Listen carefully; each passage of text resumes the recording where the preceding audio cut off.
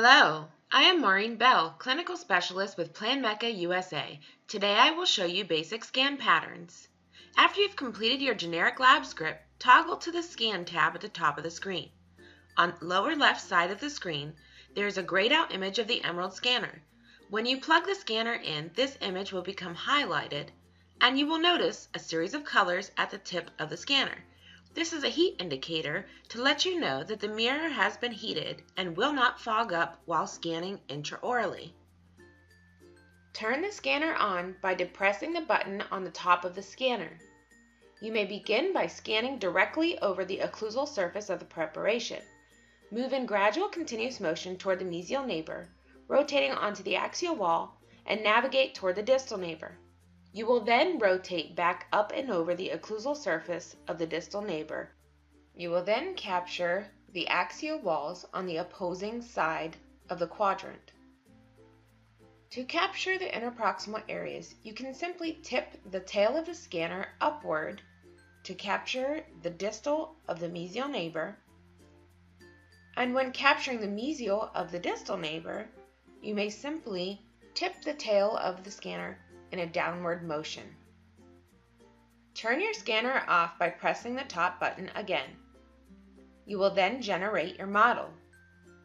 After you have generated your model, click on the data density icon on the right-hand side of the screen. This allows you to evaluate the scan for areas you may have missed. The goal here is to capture 100% of the prep and 90% of the distal and mesial neighbors.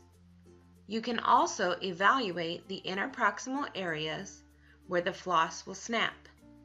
Ensure there are no blue areas in the interproximal contact points. The blue you see here is below the area of contact and will not be a problem for designing your crown. So save yourself the trouble and don't worry about capturing this area.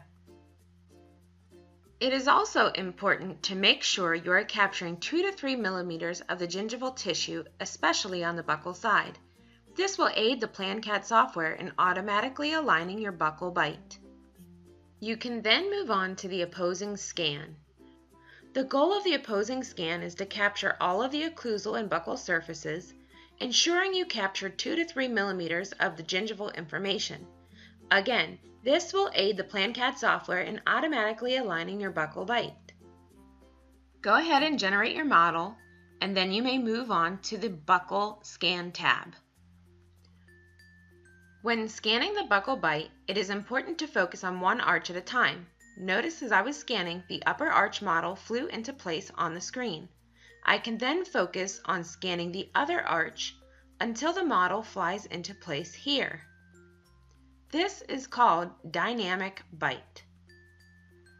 These are your basic scan patterns.